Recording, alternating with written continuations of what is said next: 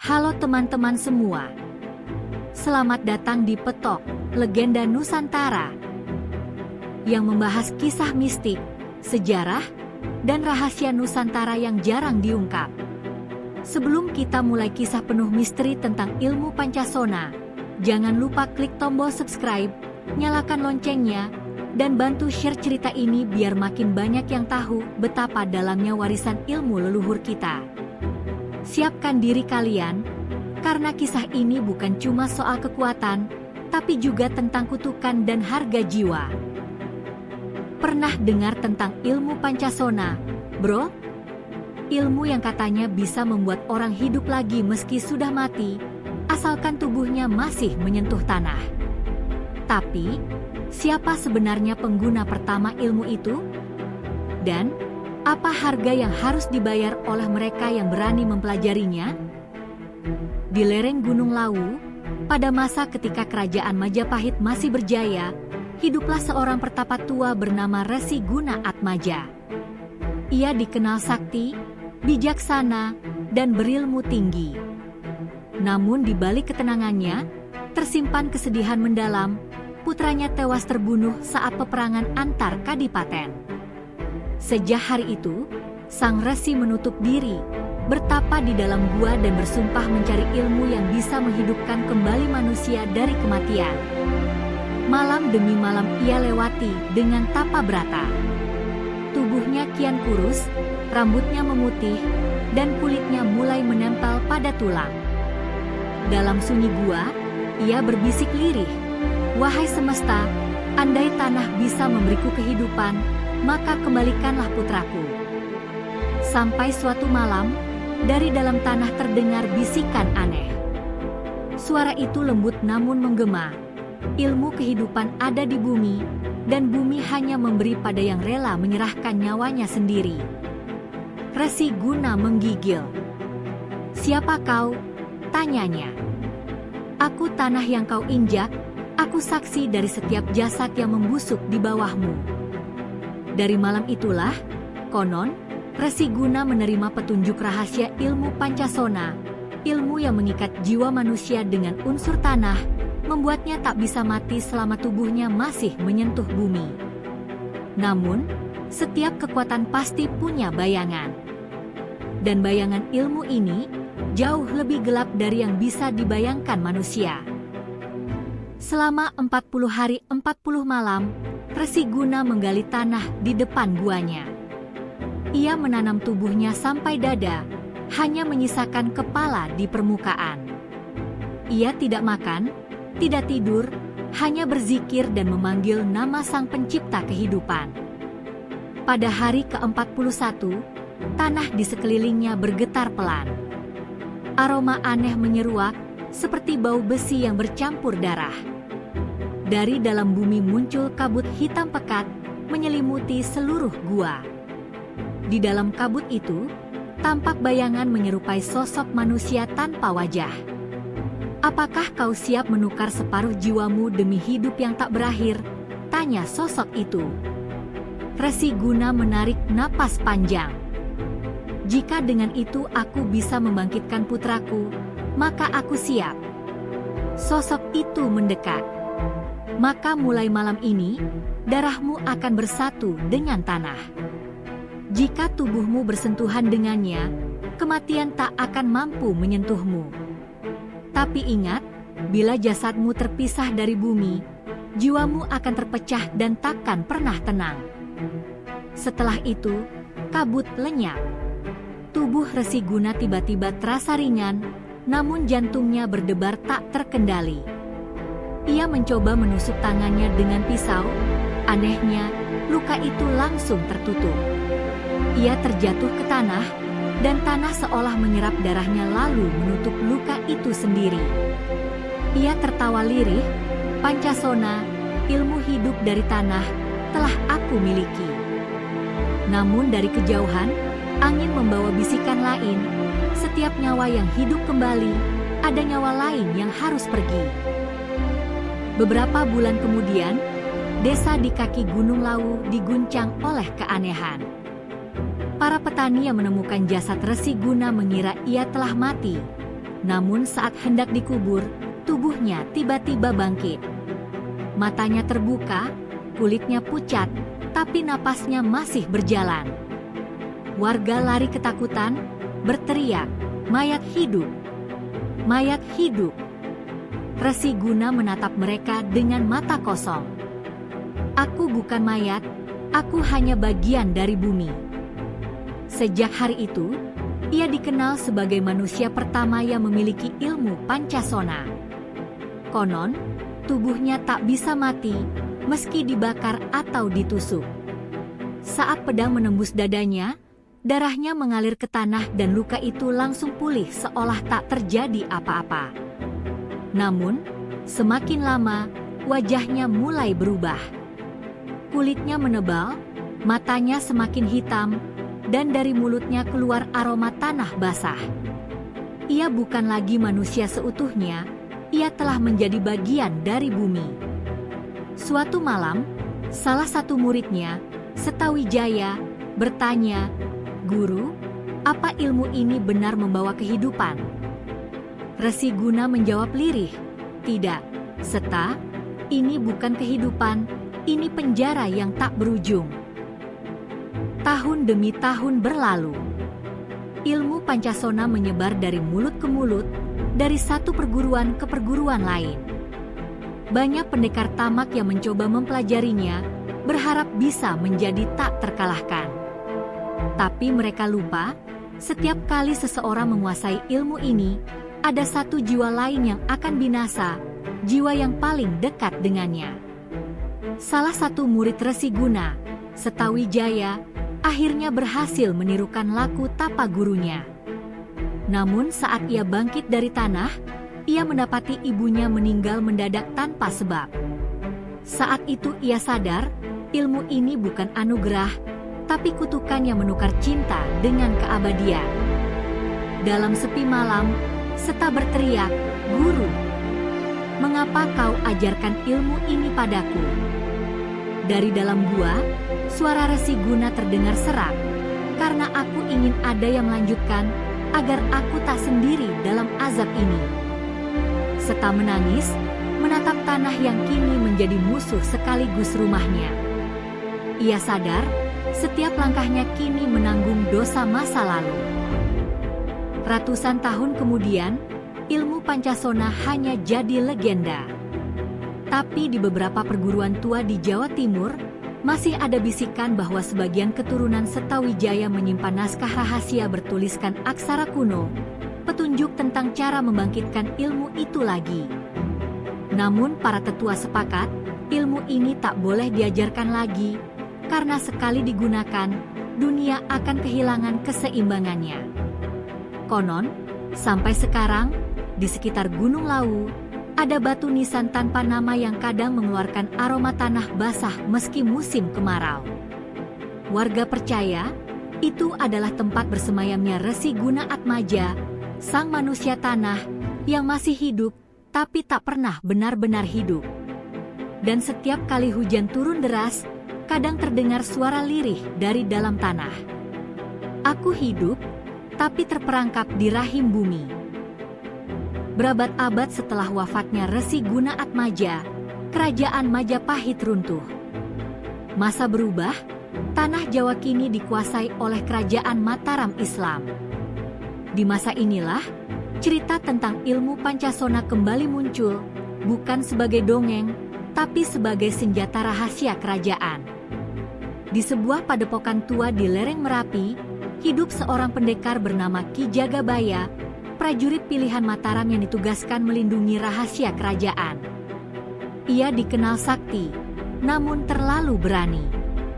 Suatu hari, ia mendengar bisikan dari seorang pengembara tua yang datang ke padepokannya. "Ki Jagabaya, jika kau ingin tak terkalahkan di medan perang, carilah ilmu yang terkubur di tanah Lawu. Ilmu itu bisa membuatmu hidup kembali, bahkan setelah tubuhmu hancur." Jagabaya tertawa, "Mana mungkin ada ilmu semacam itu?" Sang pengembara hanya tersenyum. Yang tak mungkin bagi manusia, belum tentu tak mungkin bagi bumi. 3 bulan kemudian, Jagabaya benar-benar pergi ke laut. Di bawah bulan purnama, ia bermeditasi di depan batu besar bertuliskan aksara kuno. Tiba-tiba, tanah di bawahnya bergetar dan muncul bayangan hitam menyerupai sosok bertapa. "Aku Resi Guna Atmaja," suara itu bergema. "Mengapa kau mengganggu tidurku?" Dengan gemetar Jagabaya menjawab, "Aku ingin ilmu Pancasona." Resi Guna diam sejenak, lalu berkata, "Kau ingin hidup abadi? Maka bersiaplah kehilangan semua yang kau cintai." Tapi ambisi Jagabaya lebih besar dari rasa takutnya. Ia menunduk, menyentuh tanah, dan sejak saat itu, Mataram memiliki prajurit yang tak bisa mati di medan perang.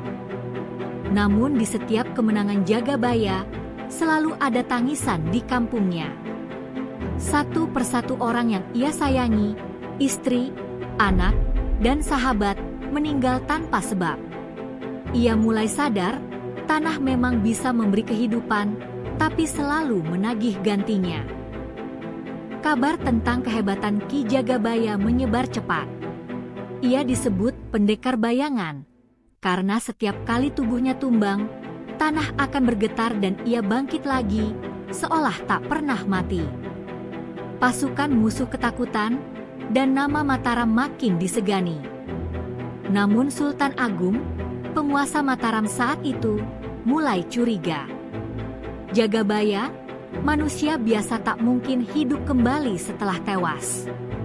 Katakan padaku, ilmu apa yang kau miliki? Jagabaya menunduk dalam. "Ampun, Gusti, hamba hanya menggunakan karunia tanah." Sultan mengerutkan alis. "Karunia? Atau kutukan?"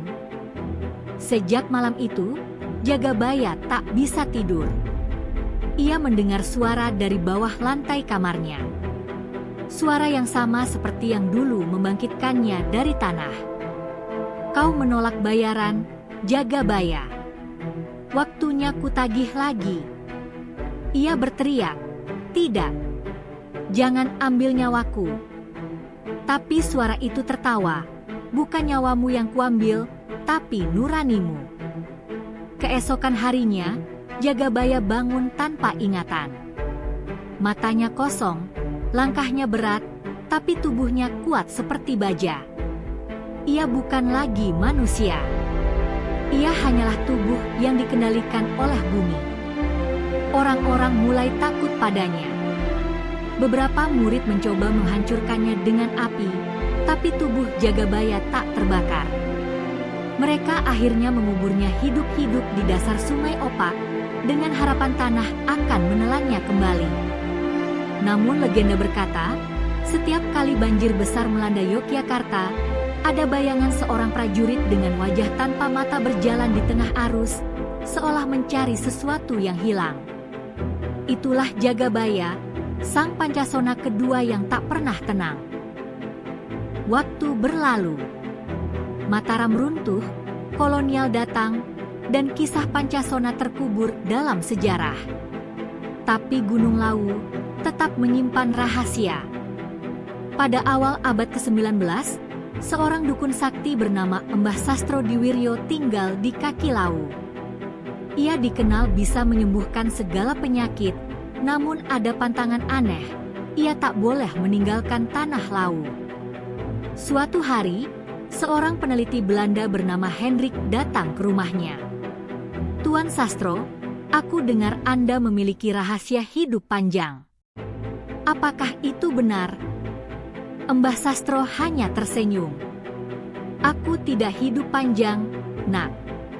Aku hanya belum diizinkan mati." Hendrik tertawa kecil. Kata-kata orang Jawa selalu penuh teka-teki.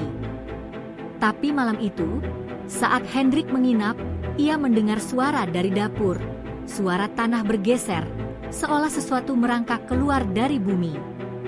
Ketika ia mengintip, ia melihat Embah Sastro sedang berbicara pada tanah, dengan wajah penuh rasa takut.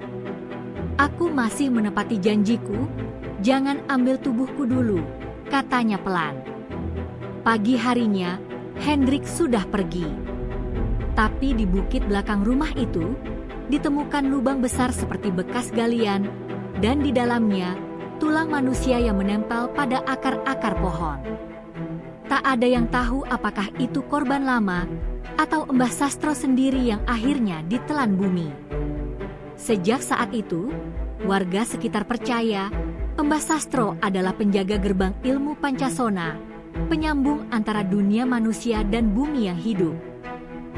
Masuk abad ke-20, Indonesia sudah merdeka, tapi cerita tentang ilmu Pancasona masih menjadi bisikan di kalangan perguruan silat tua.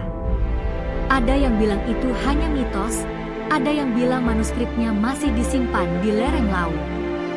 Tahun 1978, seorang pendekar muda bernama Baskara mencoba menelusurinya. Ia menemukan kitab kuno berjudul Mantra Pancasona di Pasar Antik Solo. Di dalamnya tertulis tata cara laku, bertapa dalam tanah selama 7 malam tanpa makan dan minum, hingga tubuh menyatu dengan bumi. Teman-temannya mencoba menghentikan niat Baskara. Jangan gila, Kar. Ilmu itu bukan untuk manusia, kata mereka. Tapi Baskara bersikeras. Aku ingin tahu apakah legenda itu nyata. Aku tak takut mati.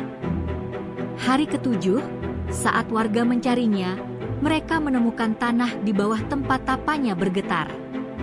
Tiba-tiba, Baskara muncul dari dalam tanah, matanya merah, kulitnya abu-abu. Ia berteriak, "Aku hidup. Aku hidup kembali." Namun beberapa detik kemudian, tubuhnya terjatuh, membatu seperti arca. Orang-orang panik, tapi tak ada yang berani menyentuhnya. Saat tanah digali, tubuh itu menghilang, menyisakan aroma tanah basah. Dan malam itu, di seluruh desa, suara tanah bergemuruh lirih seperti orang menangis. Kini, di era modern, kisah Pancasona hanya terdengar seperti legenda menakutkan. Tapi bagi sebagian spiritualis tua, ilmu itu masih hidup, menunggu seseorang yang cukup gila untuk memanggilnya kembali. Beberapa paranormal percaya, pengguna terakhir ilmu ini masih ada, bersembunyi di lereng Gunung Lawu, hidup sederhana sebagai petani. Ia tidak bisa mati, tapi setiap malam tubuhnya terasa berat, seolah bumi mencoba menariknya kembali. Suatu sore, seorang jurnalis muda datang menemuinya dan bertanya, "Pak, benarkah Anda keturunan pemilik ilmu Pancasona?" Si petani tersenyum getir. "Aku bukan keturunan siapa-siapa, Nak. Aku hanya orang yang belum diizinkan mati." "Kenapa Anda tak ingin meninggalkan ilmu itu?" tanya si jurnalis. Petani itu menatap tanah, matanya berkaca-kaca. Karena yang sudah menyatu dengan tanah, tak bisa memilih lagi. Saat malam tiba, jurnalis itu pamit. Tapi ketika menoleh ke belakang, rumah petani itu sudah tak ada. Yang tersisa hanya tanah lembek dan bekas jejak kaki yang hilang perlahan. Hingga kini, di setiap lereng Lawu, orang-orang percaya bahwa tanah di sana masih hidup. Dan siapapun yang menepuk tanah sambil menyebut nama Pancasona 3 kali, akan mendengar napas pelan di bawah kakinya. Itulah kelanjutan kisah ilmu kanuragan Pancasona, dari Resi Guna Atmaja sampai keturunannya di zaman modern. Kisah ini bukan sekadar legenda, tapi pengingat bahwa manusia tak seharusnya melawan kodrat kematian. Karena kadang, keabadian bukanlah anugerah, melainkan hukuman yang tak pernah berakhir. Jangan lupa like, share, dan subscribe untuk kisah mistik Nusantara selanjutnya, karena masih banyak ilmu dan rahasia kuno yang belum terungkap dari tanah kita sendiri.